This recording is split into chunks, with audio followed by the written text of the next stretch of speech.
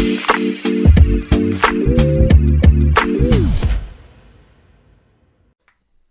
right, hello, and welcome back to another episode of the Chase Thomas Podcast. Sports reporters who have indeed reassembled because it is Sunday morning. Bob is only ever so slightly making a hand-waving movement.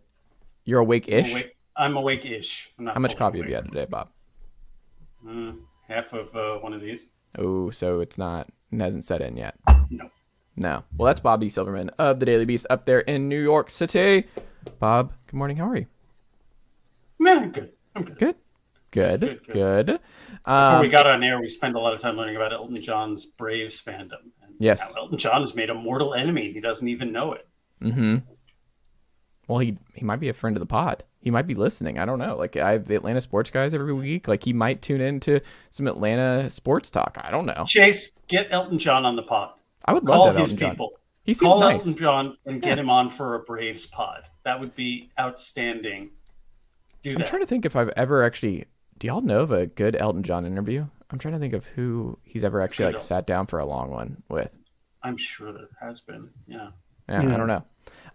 Also here, decked out in all orange, the wrong orange, as we also discussed before jumping on here. Oklahoma State basketball, deep cut. Cade Cunningham, super fan. Eddie Sutton, super fan. That's about it. I know there was Marcus Smart, I guess, super fan. Andrew Hammond of AL.com. Andrew, good morning. How are you? Doing fantastic, Chase. How are you? Not too bad. Wasn't it Eddie Sutton Court? Is it still Eddie Sutton Court where the Cowboys play? Yeah. And Bob, one of the weird things about Oklahoma State, and it's still just strange to me, is like they're like the lowest NIL collective group of any Power 5 school. Like, for whatever reason, they're just like super. They punted. Yeah. They're look, NIL collective, whatever. It's basically like, hey, we have to do the science project. That's what it basically is, because a lot of there are more schools that are still in NIL shy. One, because things cost money. Two, do tell.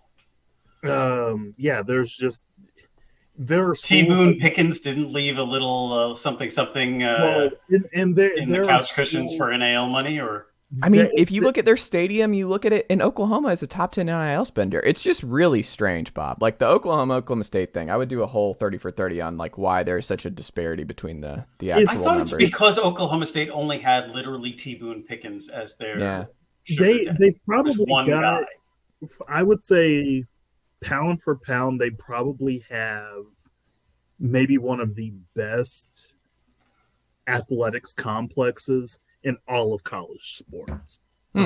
If you ever go down there, like, it is as close to an Olympic style village that you can find on a college campus. I know everybody has these athletic villages now. They call them that because you just can't say, hey, this is our stadium district.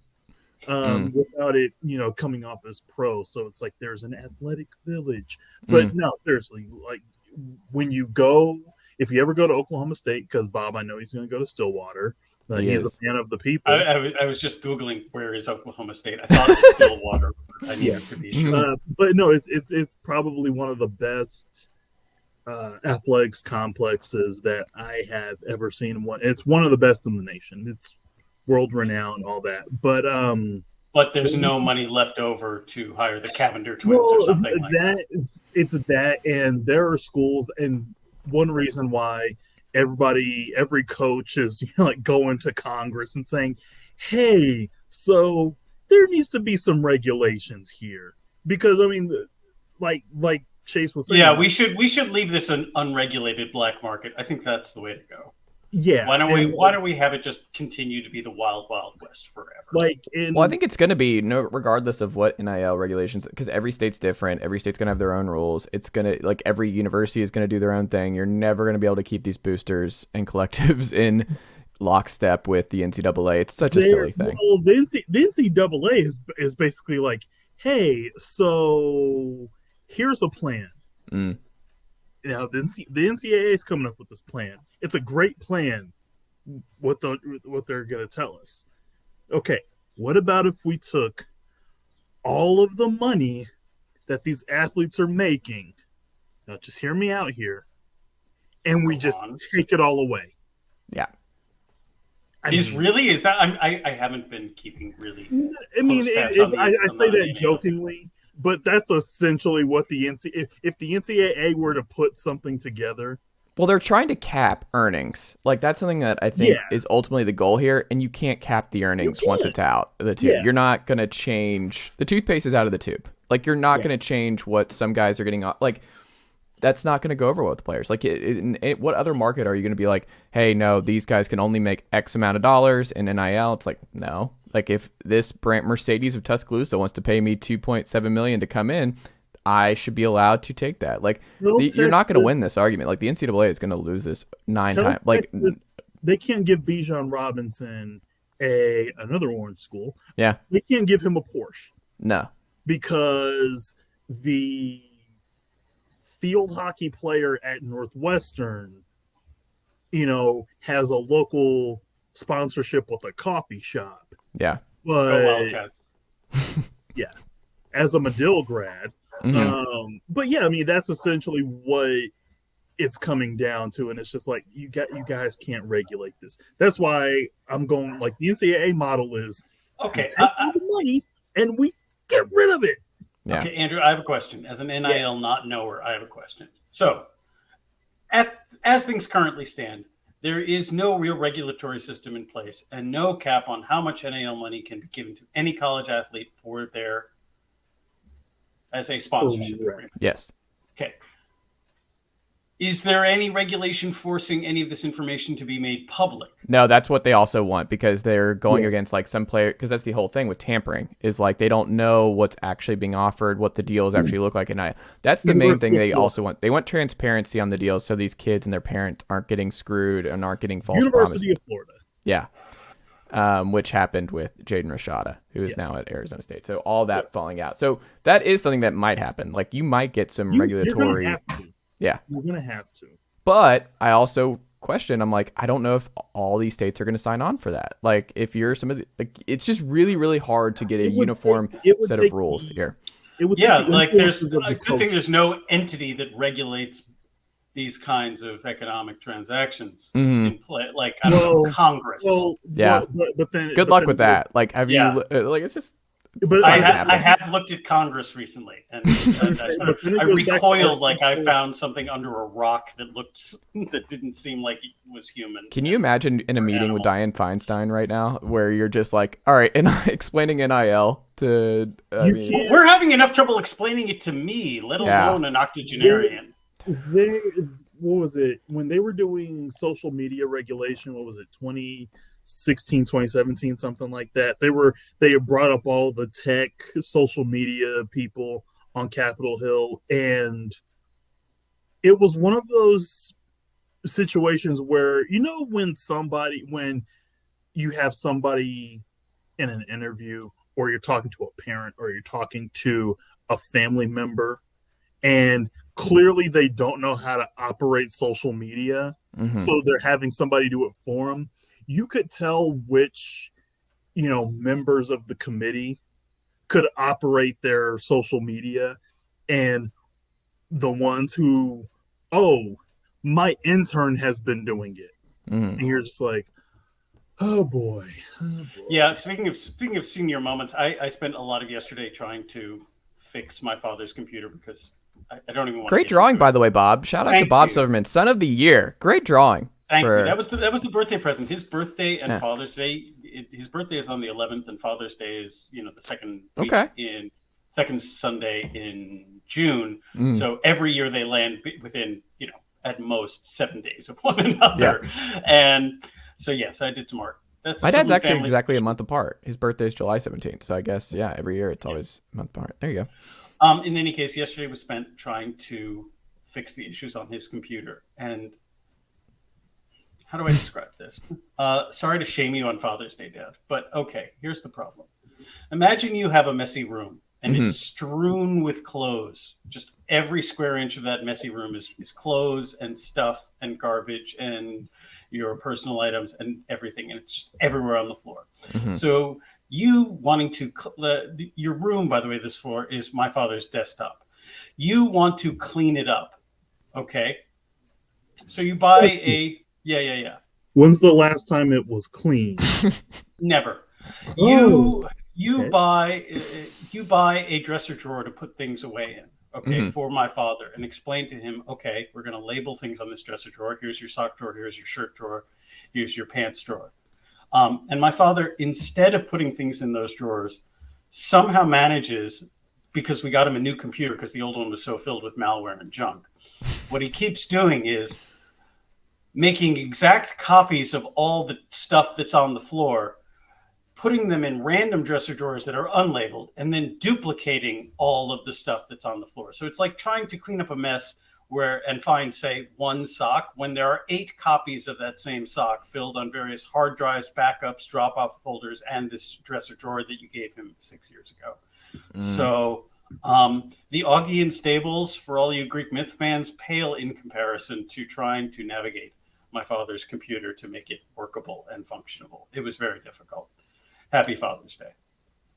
Good son, Bob. Good son for doing it. Andrew, let's do that. Like what is your Father's Day tale that you would like to tell your by the way, and complaining about this on a podcast is the most dad affiliated activity I could possibly engage in. Yes. So shouts to me as well. There you go. Can I just talk about how I've slowly become my father and I absolutely hate it?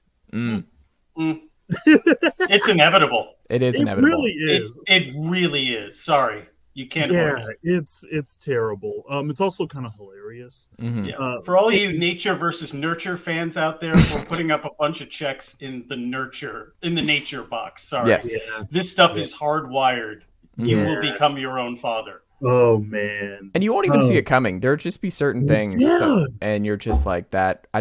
Where did that even come from? What is that? What is that? I have a lot of those in my 30s now. I'm like, what is that? God. What is so that? There's two. There's two. One I actually tweeted about today because it happened last spring, which was really hilarious. But no, there was one time, and I just moved to Michigan. I had been there maybe 4 or 5 months, and I got a new coffee machine. And you know, get a Mr. Coffee or a Braun or something else. So I thought about getting a Keurig. So here's it's like I'm not my father. I'm my father scale. Like it's just sliding slower over. Okay, please tell me you didn't get a Keurig. No, Bob is screaming internally right now. I got a Mr. Coffee. Thank you. Okay. Like I'm slowly, like it's veering toward. I'm becoming my father because I was. Because why? What are the reasons why you didn't do it? Explain them, please. Lay them out for us, because I think your dad might be right here. No. Because I looked at the Keurig that I wanted, and I was like, no. Just I'm going to choose to spend more on these useless pods because I lack the skills to make a pot of coffee. I am going to create more landfill in the world because I am too lazy to go through the step of buying even like a coffee machine with a built-in filter and then having to clean it, or I don't know, spending $4 once every 2 months to buy a 200 pack of coffee filters. And I realize that's incredibly wasteful. Thank you, Andrew.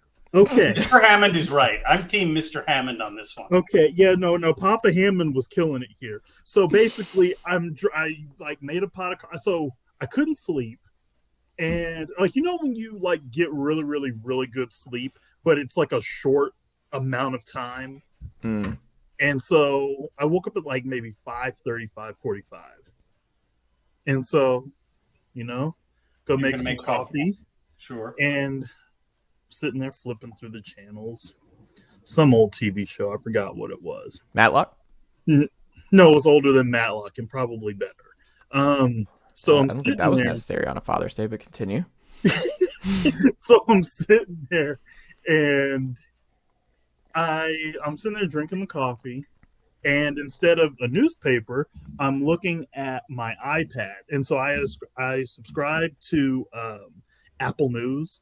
Mm-hmm. So I'm getting like the front pages. Speaking of dad-coded behavior. So like the scale, once again, the scale is sliding over. And so I'm sitting there just kind of scrolling through, kind of reading some stuff. And then I flipped it to Sports Center. And they were showing. I know. This man is transitioning from Apple News to Sports Center in the year of 2023. I love this. Continue. And so I'm just like, I flip to Sports Center and I see something about Golden State. Steph Curry's hitting threes, and they're showing. It's basically like an extended highlight, and I'm just looking at it, I'm like. And in my head, and I knew I had effed up. And I'm like, why is that guy shooting that three? That's not his shot. And then I realized, I was like, oh no, I've become my father. No, the final form here, Andrew, is when you watch like Ja play next year in game 26. When he just goes for his first drive and you're like, oh, he took 4 steps.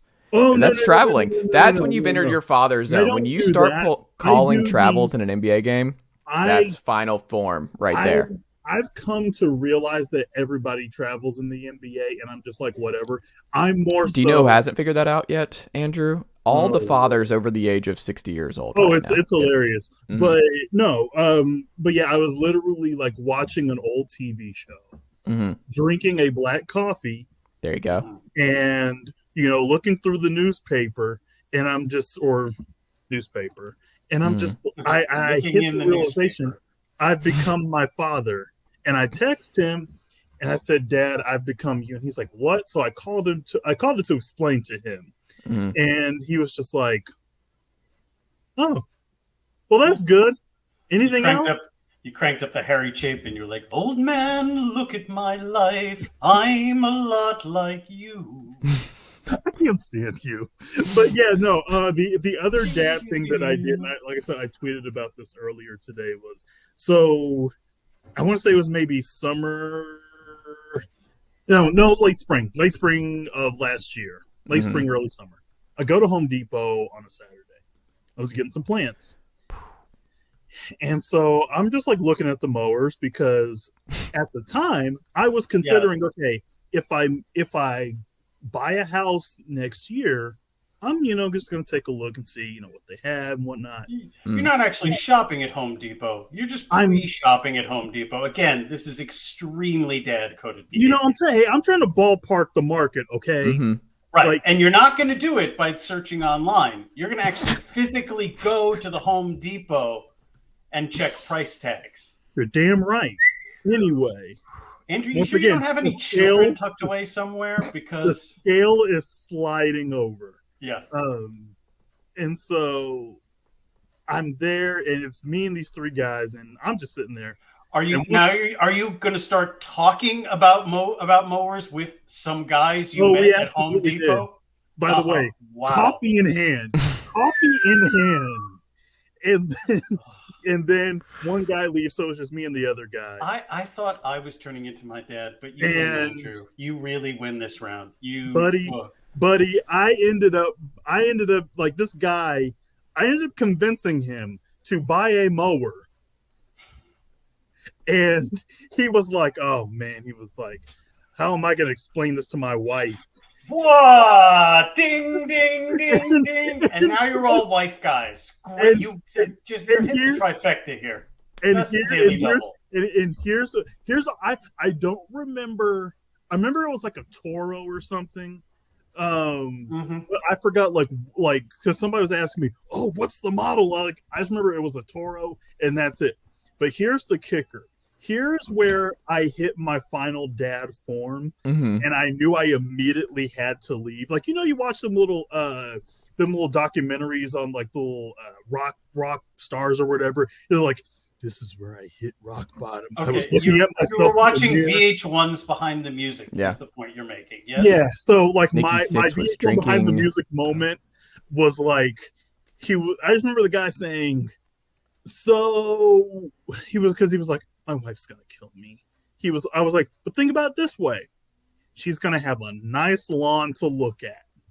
And he was like, yeah, I was like, man, just go for it. Like she'll be mad right now, but in the long run, she'll be very happy. So if there is a suburban housewife in the state of Michigan, in the Detroit area right now, who may be listening to this, and your husband bought a mower in the last year at a Home Depot, and you yelled at him for, I don't know, whatever amount of time, my bad, dog. Speaking as a wife guy, Chase, not to hijack the control of this podcast, but I'm doing that. Chase, as a wife guy, what is the purchase that Mrs. Chase Thomas that Sam said that you purchased without consulting her? Just to be clear, this doesn't even have to be since you actually tied the knot. But what is the purchase that made her, metaphorically stand at the transom of your doorway with a rolling pin, giving you stink eye? What was the purchase that you made that made her go, "What the hell is wrong with you? Why did I marry this dingus?" Okay, couple. To be clear, this is also extremely dad-coded behavior. But go on. Online, probably when I got so she was like, "Why?" I got Rode podcast equipment, so where I had when I'm recording and I can't get home, so I basically got a bunch of stuff for when I'm away. When you say Rode podcast recording, do you mean putting on a pair of wraparound Oakley sunglasses and doing rants in your car, or an actual pod? Okay, good. Go on. Yeah. No, actual pod. Clarifying. Another mic. Are we going to ask him where he was at on January 6th? Okay. No, not that. No.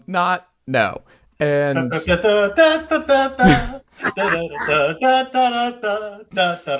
yes. Yeah, none of that. But also, probably when I got that one where she was like, "I don't understand why you have it." Why? And I was like, "Well, no, that's the home base. That's the home mic and mixer and everything else. I need the backup for if I'm at a coffee shop or I can't get home. It's more of if we're traveling, if I'm in Atlanta for the weekend, you need to have a Bill Simmons style emergency pod. Yes. Well, I mean, not even just emergency podcast. We needed to hash it out on the pyramid. Come on.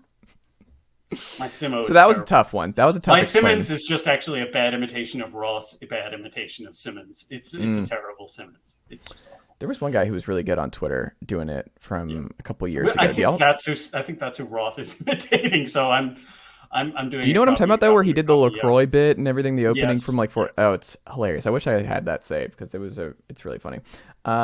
Is LaCroix having a moment? But yeah, that's probably the biggest one. I've also, when I've gone to the pet store and my job is to only get pet, the necessary pet food for Khaleesi the dog. And I just think about full Target, don't you? Yes, I do. I go and I get her some extra bones, and she's like, "How did you spend X amount of dollars at the pet store when I know what the cost is for said?" She looked at the receipt. The principal thing you were supposed to buy. Yes, right. I still got what I was supposed to buy, but I went above and added some things because I was thinking about. Right. He was like a crow. He saw something shiny and he had to have it, but at Petco. Yeah. So those are probably the two ones that jump out. I mean, I think we're pretty good at. I mean, one of the things that you learn pretty early on in marriage is it's our money. So everything is you learn pretty quickly of every move I make in that regard. I'm like, WWSD. What would Sam do? See, this is the thing, Chase, because you did not grow up in a Jewish household. That's where you learn that spending any money ever is a bad idea. I'm sorry to play into all of the worst stereotypes, but this one is based in reality for a lot of us. And the fights that my mom and my dad had about money were always about they are hardwired not to spend money. So the fights were actually about those moments where they should have spent. That's how my wife is. My wife's a great saver, great all that kind of stuff. And I'm definitely someone who I don't understand. I don't understand money. I don't really. It's not really not my thing. Fair. Well, there you go. Sports? Father's Day edition here on the program. Are we going to touch on any sports items? Or we should probably touch on some sports items. For instance, your favorite Bradley Beal trade option for you, Andrew Hammond. What is it? If you could do your perfect Bradley Beal trade, what would it be? So do I have to actually follow through with the trade? You do. You do. Yeah, you do. It's your favorite one. Yeah. You mean your favorite one because it's awful? But no. Let's not do awful. Positive. Your favorite one that you would like for Bradley Beal in this team. Honestly, I don't care. Oh. Wow. One, because the market is such a screwed up, like, whatever happens with Bradley Beal at this point, unless somebody else decides, oh, I want to opt out, or oh, I want to trade. Not Zion, but Zion to going to Charlotte is one of my favorite fake. This may just be smoke. Well, hold on to that because that's on the list, Bob. Yeah. We'll touch on that too. I would say it's probably Miami because I'm fascinated with what Miami would deal in that. The actual thing I want to see is Miami getting all the way up to the altar and Pat Riley saying, no. I want to hold the line at Tyler Hero. You cannot have bingo. You cannot have. Sorry, you cannot have injured Eminem. That's where I'm drawing a line in the sand. But then we get the spin from hashtag heat culture, which is, oh, this is a great chess move. No, it's like, no, guys, you can't sit there and say that these are great chess moves. Oh, well, we didn't go after this guy. It's a great chess move. No. Can I tell you what I think Miami wants, though? Yeah. I think they want Lillard. And I think Beal's popping up because they're worried that Lillard's not going to actually come on the market. So Beal's like this. They're not going to. I don't. Everything. I'll defer to Sean Hyken, who's been covering this team in depth at the Rose Garden Report. And if you're a Blazers fan, that is definitely a worthy follow. And he said, he's been saying for months that there is no indication that this front office has any real desire to move. Well, and that's why I'm just like, I think Miami has to go super in on Bradley Beal because I think what they would prefer and who I think would actually mesh better with Butler and Bam is Dame. Like Dame has that. Yeah, because Dame is better even at 34. Well, not even just better, but he just strikes me as. Can I tell you stuff why? In the postseason? I think Jimmy would respect Dame more. I'm not sure I love the Beal fit in Miami. The defense has never been good. It was okay. Miami was, by the way, one win away from the conference finals, like back a few years ago. Not that long. Not Miami. Sorry, Washington was. Mm-hmm. He was not a guy who you needed to worry. He was not a good defender on those. Well, he's not a complete oh my god. I think we're from what all the smart beat guys have said about Beal, it's that the defense has really fallen off a cliff that it's been a combination of injuries and indifference with a terrible situation in Washington. So that if you need him to play like defense that is not to the point where other teams are targeting him in the playoffs because he can't guard anybody, that if he needs to just hold his own, he can still do that even at 30. I kind of think he kind of has to go to Miami because if Phoenix gets him for Chris Paul and Landry Shamet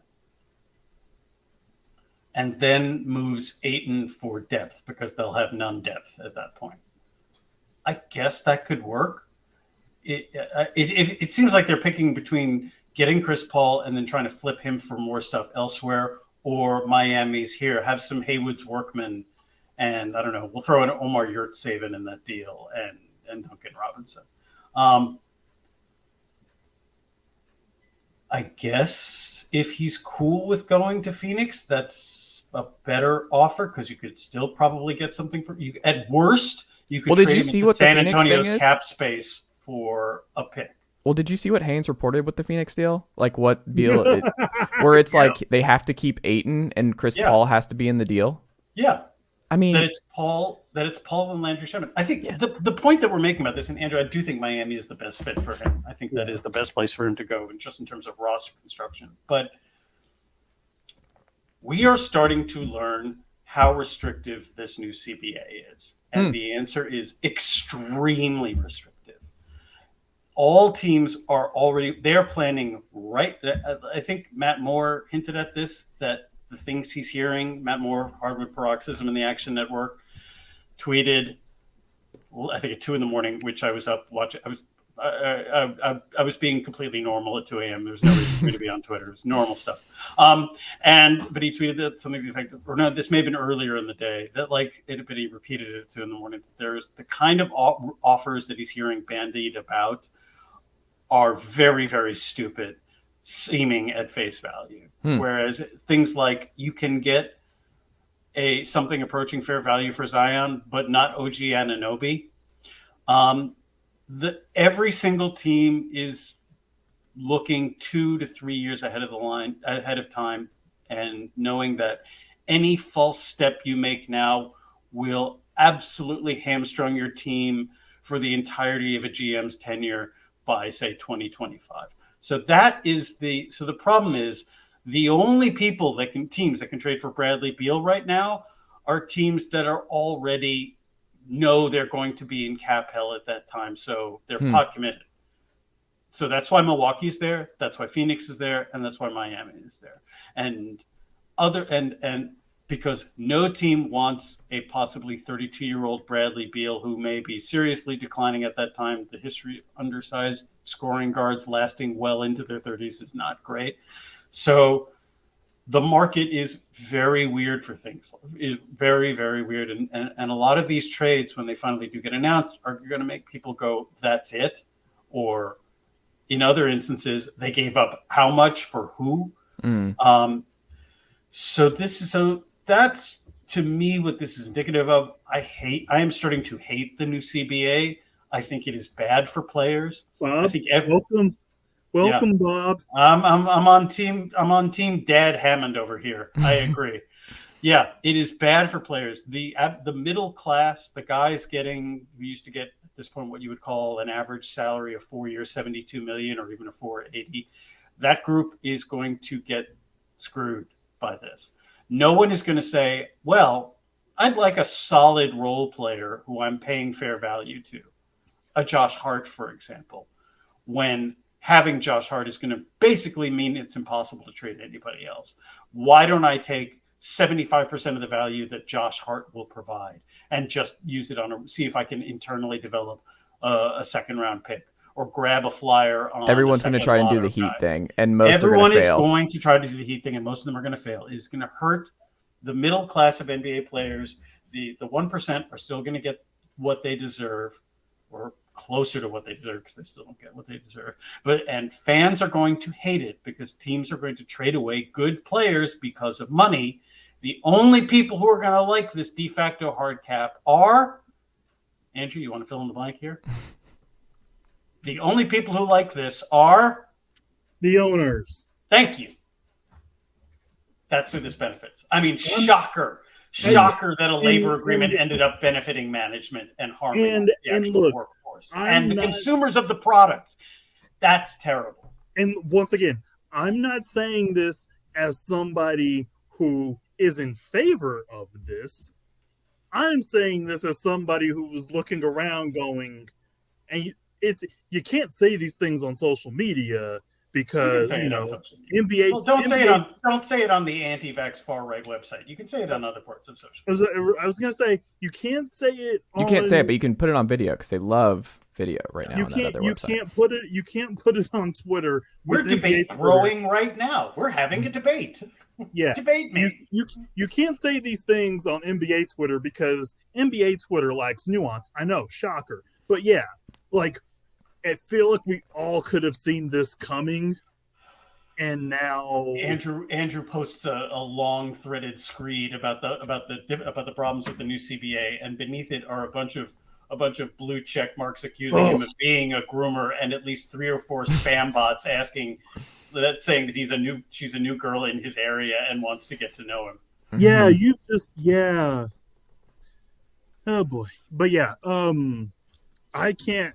So when all I say is, when's the next lockout and/or strike? Because that's where we're headed. I mean, when is the opt out, Jamie? Jamie, when does the it's a while because it doesn't even start until 2024, right? Yeah, I think it's a 5-year 10-year opt-out. Yeah, something like 5-10 years, but basically, 7 year. It's 7 years. 7 years. That's what I remember. That's what I remember. And so, I think it's going to be bad for the workforce and bad for basketball fans. So, look, I am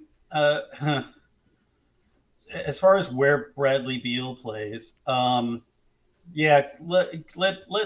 Riley and Spoelstra try to sort of work that situation out. They've already got 2 max guys. They are, by definition. I don't think they're going to do it. They're just the ultimate, like, we're going to get close. No, they have been so thirsty. Like, Riley loves that stuff. For all of the small ball BS that Heat fans love with Heat culture, it's born out of the fact that they've been burned in free agency and in trades for we remember the 5-year $100 million Hassan Whiteside contract. Everyone remember, which quickly a lot of it even goes back before that, right? Because of how the Chris Bosh era ended. They were kind of screwed, and it wasn't their fault. Like that and it wasn't Bosh's fault, but the way that ended was really rough. Circumstances beyond their control. Yeah, but at the same time, look, how did they get back to being the Heat? How did they get back to this place?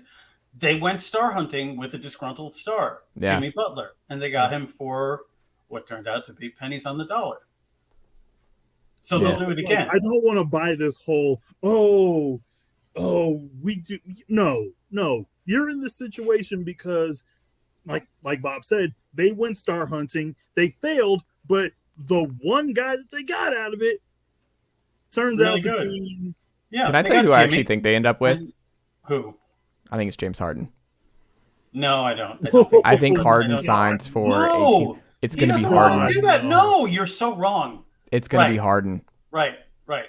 Okay. Wrong. I don't believe Harden's going to Houston. I think he stays in Philly, but no, he's not going to Miami. They're going to ask him to do things he doesn't want to do. They're going to have him work. Yeah. He doesn't want to do that. Why would he do that?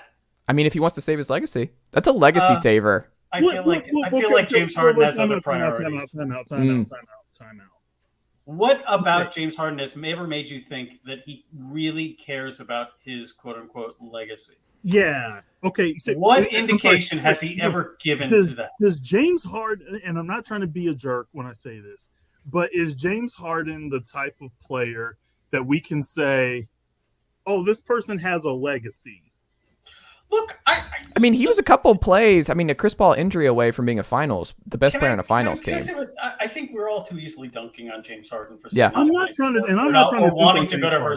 There's something. I was talking about this with Lindsay Adler, who's the baseball writer for the Wall Street Journal, and what she said is she was having a conversation with Carlos Correa, and people were busting Carlos Correa's chops about why he didn't take more money from a different team, and he goes, and he basically says like. It's $300 million. Why do I need 5? Another. What is $200 million more at that? What is that? It doesn't mean anything. Like my entire family lineage is taken care of. My children's children will never have to want in their entire lives. What does more do? What is it for? Is it other than as a signifier of my worth, which isn't real? Like my worth exists beyond 200 million more than 300 million, which already is just an insane and ridiculous amount of money that no one on this planet should have. So, communist. Why? Yeah, thank you. Yeah, well, fair. Why? Socialist, but fair. Like, why do I need that? It's obscene. I mean, he doesn't outright say it is obscene to want that and see it as being really important to have that, but that's what he said, and I think that's important. Like what James Harden has done as a basketball player puts him in the top 1% of all players who have ever played professional basketball.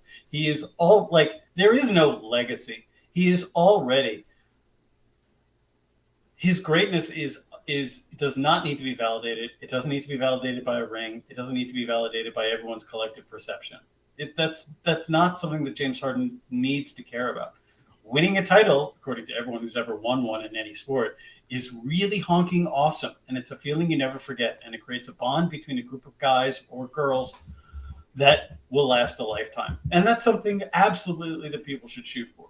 But the legacy stuff, that's horse pucky. And it shouldn't really matter.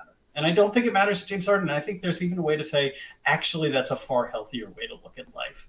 If James Harden is going to be happier playing at Houston for, at best, 33-win team, yeah, man, that's fine. I don't think he does it. I think it should be dunked on. I think that's his priorities, and I don't think one is necessarily better than James. But has Harden ever gotten this kind of heat? Like, I think he does. He gets it. He got it constantly. Well, I'm saying, like, if he goes to Houston, the narrative about James Harden will shift so strongly. No. I don't think James Harden cares about narratives. Yeah, and good for him. And good for him. Yeah. I don't know. The narrative will shift. More people will say he's doing it for the money, or he's doing it because he wants to, I don't know, hang out at clubs and have fun. For what he doesn't have to explain why he wants it. Yeah. But wouldn't it be cooler in Miami? Wouldn't it be cooler to see him try on defense and Miami try and put him in? No. Try on defense. He's not a good defensive player. You can't try your way to being a good defender any more than Kristaps Porzingis can try their way to being a point guard. He's not. But could he not fill those Duncan Robinson minutes? Could he not do that? Yeah. Okay. But yeah, he could. One, I want the Heat to be sucked into the fiery pit of hell. So no, I don't want that to happen. But no, that's his choice. That's what makes him happy. I'm sorry. I don't think there's no morality to this, to a choice of where you want to apply your trade, unless you're choosing to say, unless you're saying, well, actually, I want to go to work for BlackRock, or I want to go work as, as a mercenary somewhere. Like, there aren't a lot of moral decisions to be made in which basketball team you decide to play for and for how much. In fact, I'd argue there are none. They're all equally immoral. And let James Harden cook, man. That's my final thought. Remind me to tell y'all what I saw at Lowe's yesterday here in Knoxville off the pod. Because that pertains to what you just said. Bob, Jordan sells majority share of the Charlotte Hornets, and now there's some questions like the most Hornets thing possible, I think, and this kind of leads into when you were talking about Zion and the number 2 pick. I feel like the most Mitch Kupchak, Charlotte Hornets, just dysfunction. The thing that they're going to do here is they're going to trade for Brandon Ingram and not Zion. They're going to give up the number 2 pick for not a Ingram. Terrible trade either.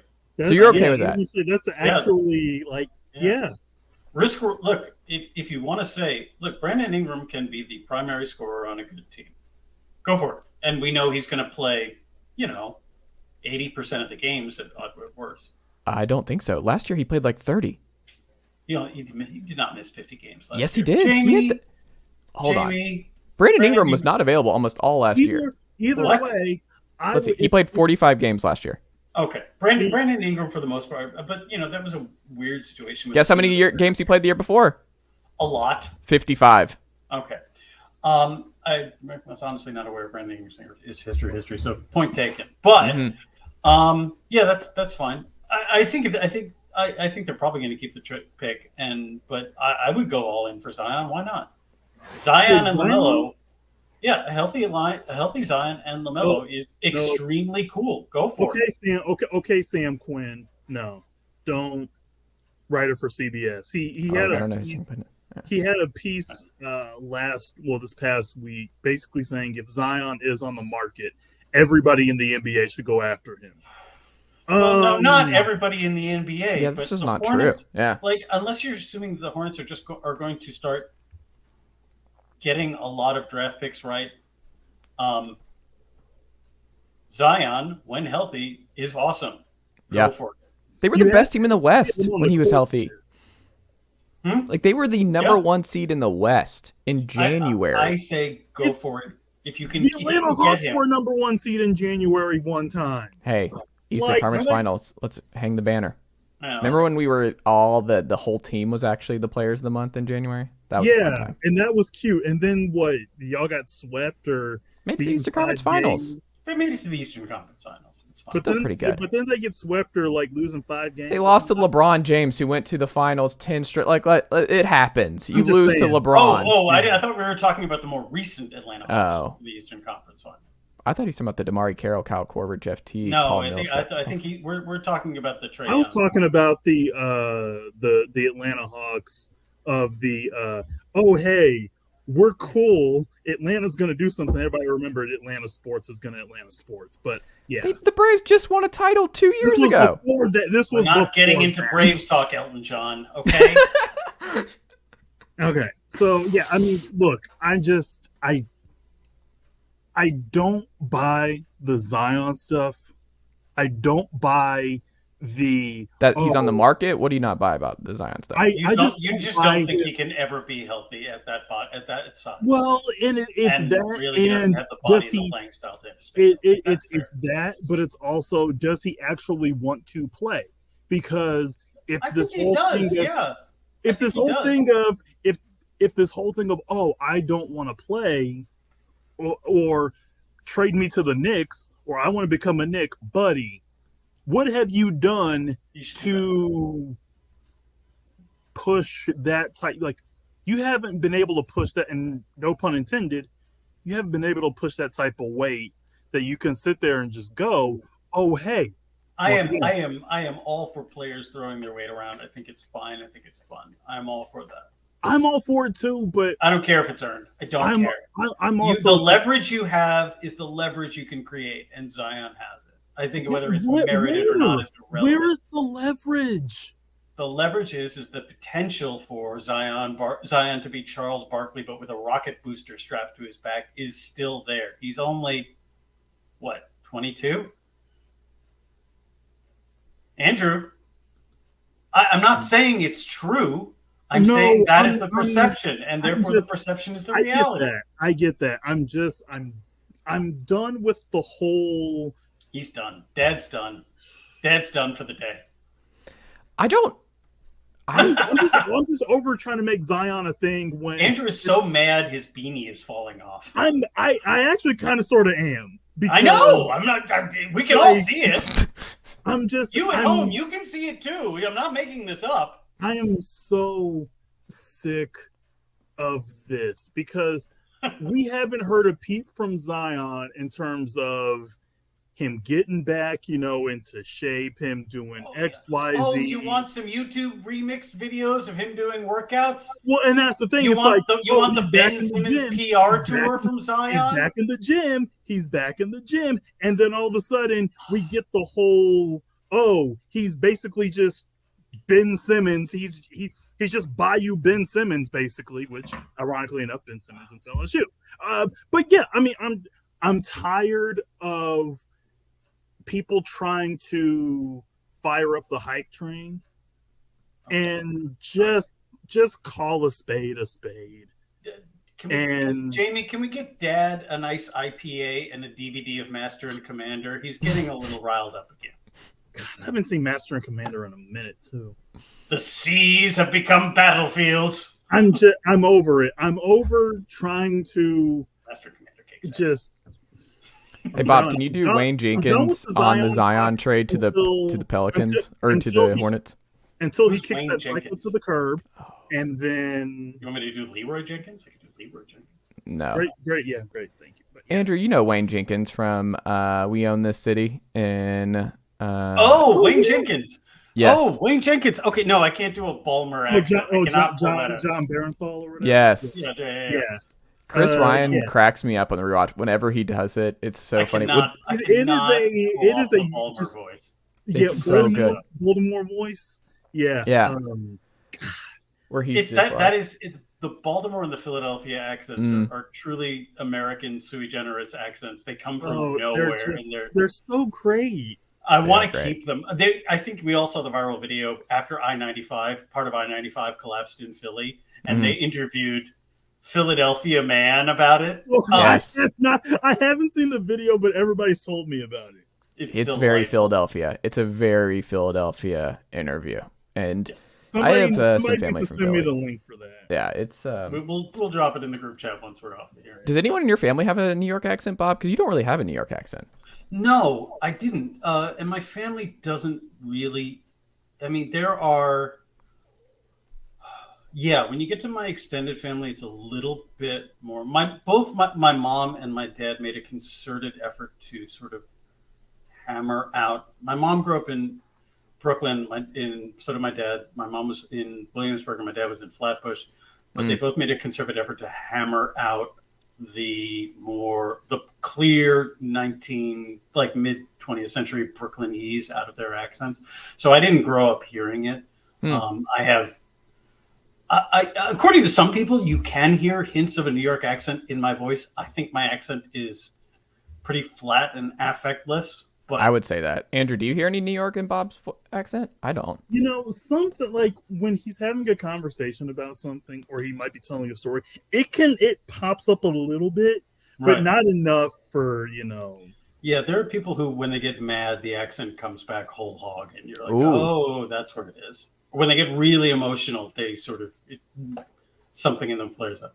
Like there was the closest I've come is we did this. I was in this play that we wrote and created called The Expensive Spirit, and the play was about a lot of things. But the whole thing takes place in a dilapidated video store in Brooklyn in the mid 2000s, and the character that I created was this guy named Bernie Birnbaum, which was a bit of a hat tip to Miller's Crossing, and but the character was this sort of local autodidact Brooklyn guy, and so I had to talk with a Brooklyn accent. And so I thought, how do I come up with a really sort of distinctive Brooklyn accent that doesn't sound New York Brooklyn? And I was like, well, I'm going to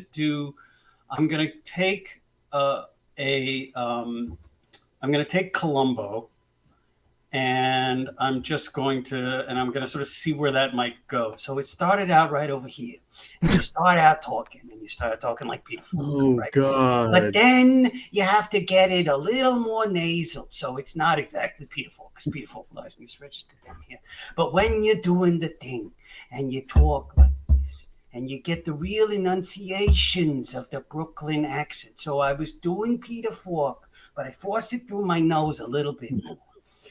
But you get that, and then you get to talk about the movies, and then the character, he just goes and he talks, and really the part wasn't about me acting at a certain point at all. It's just also the character was this guy who always wore like a huge down coat indoors and a wool trapper hat indoors and never took it off, which was difficult in a New York stage, in a theatrical production, because there's not air conditioning. You can't have the air conditioning on because it messes with the sound. So the air conditioning is not on in theaters. In a good theater, you crank it all day until the curtain goes up, so you have a cooler room.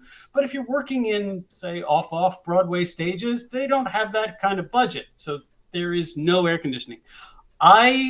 This was a high sweat character. So the combination of the voice where you start talking like this, and the fact that I'm wearing this huge fur wool coat and a trapper keeper, and it is extremely hot. Well, that you don't have to act it at that point. Yeah. There's no acting. You're just in that. I swear there were physical sequences in this play. It wasn't fully always a realistic play. It was one of the more realistic, here's the plot, here's how it progresses, here's how it ends, naturalistic plays we did. But there were still we had a sequence where a character is doing a monologue in the front and everything slows down. So we had everyone in the back moving in slow motion for the 4 or 5 minutes of this monologue. So there were moments where everything speeded up because we wanted to do sort of like the equivalent of a fast forward. So there's running in this play also. I kid you not, I would sweat through this down coat. Not the whole thing. I wasn't dripping wet, but there were parts of my body where you would see like sweat pooling in this down coat. It was a very, very, very, it was a moist performance, to say the least. Yeah. In any case, long story short, no, I don't have the Brooklyn accent, but I can do it if you need it. But he can do it. It's a nasal Peter Falk imitation, is what it is. I like it. Shouts to Peter Falk for that. for inspiring that. Love you, beautiful. I love it. Andrew, your pick of the week. Good question. I don't know. Okay. It's Righteous Gemstones night, you guys. Oh my God, I forgot it is Righteous Gemstones night. Also, it's 2 weeks ago. Here's my pick of the week. Here's my pick of the week. Oh, I cannot wait for that tonight. That's going to be a delight. Bob is going to judge me on this. Sure. So Yeah. there is a Curb Your Enthusiasm board game. It's a Curb Your Enthusiasm Monopoly, and it's we're going to purchase it. So that's my pick of the week. I'm not judging. Okay. It's okay, Dad. You can have your fun. Mm-hmm. You're damn right I will. I love that. Bob, your pick of the week. I said it. It's the Righteous Gemstone. Yeah, just cut the show after you're damn right. That's where we're ending this. Well, my right pick there. of the week. My wife and I did we don't Barry. get your pick of the week. We did Barry. We finished Barry. It was so good. I don't care. That's where the show ends. That's a sorry. button. I'm sorry. We know your pick of the week. It's okay. Fine. Barry I didn't so like good. the way it ended. I thought it was fantastic. I still need to watch the ending. I still need to watch the final season. I feel like he got tired of making the show and he didn't know what to do with it, so he ended it. I think he's hinted as much in some Ringer pods. But it's still a great show, but I didn't like how it ended. I did not buy the whole spoiler alert, Bill Hader turns into a fundamentalist Christian when he moves to the middle of America. Well, I think it speaks to him just escaping accountability. Like he just finds all these different ways but to do it. I didn't buy it from the character. It felt like such a divergence from the character he built in the first. Am I a moron for not realizing it wasn't a dream for like 20 minutes into that episode? No. They've done so many dream sequences. I thought it might have been. I kept saying, wait a second, he's going to yank us back. Yes. It's just his fantasy. Because they've done it. We've had extended dream sequences. No, right. Not a moron at all. That was on purpose. Okay, because my wife and I, we looked at it, I was like, oh, that was the episode. This is a fast forward. What? Yeah. This is actually happening. All right. By the way, we're printing it after Andrew says you're damn right. That is the end of the episode. I love Bob. He's the leader of this show. Cut. Hey, producer Bob. Sorry, Dad. He's the director. Chase, you just provide the space. Space provider. I would thrive in today's NBA. Pace and space. Bobby Silverman. I was gonna just rename you Bobby Silverman, Robert Silverman. I was gonna do both. Bobby Silverman. A great name. You're for still a doing the pod. This pod is over. I don't know what you're talking about. That's a great name for a play, by the way. Yeah. Bobby Silverman, Robert Silverman. Great father-son play. That's true. Andrew, Bob, thank you as always, and I'll talk to y'all next week. Well done, nephew. Chase Thomas Podcast. Hell yeah.